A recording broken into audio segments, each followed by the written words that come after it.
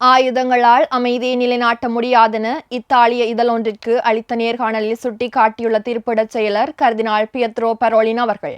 Ukraine மற்றும் காசா அழிவு குறித்து உலக நாடுகள் காட்டும் எதிர்வினைகளிலுள்ள வேறுபாடுகளை சுட்டிக்காட்டி,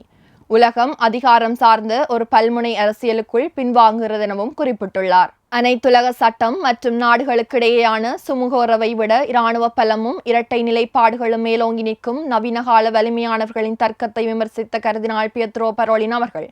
ஐரோப்பாவில் நிலவும் பனிப்போர் சூழல், லெபனோனில் ஏற்பட்டுள்ள மனிதாபிமான பேரழிவு மற்றும் சீனா தொடர்பான திரு அவையின் பொறுமையின் மறைசாட்சித்தன்மை உள்ளிட்ட பல்வேறு புவிசார் அரசியல் நெருக்கடிகள் பற்றியும் எடுத்துரைத்துள்ளார். திருத்தந்தை 14ஆம் லியோ அவர்களின் ஆயுதமற்ற அமைதி எனும் கருத்தை முன்னிலைப்படுத்திய கர்தினால் பரோலின் அவர்கள்,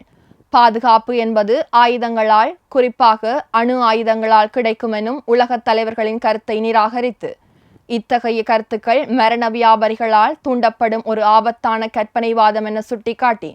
கிறிஸ்தவ நம்பிக்கை என்பது கருவில் உள்ள குழந்தையை பாதுகாப்பதுடன் புலம்பெயர்ந்தோர் மற்றும் வறுமையில் உள்ளவர்களையும் சமமாக பாதுகாக்கும் ஒரு முழுமையான வாழ்விற்கு ஆதரவான நிலைப்பாடாக இருக்க வேண்டும் எனவும் வலியுறுத்தியுள்ளார்.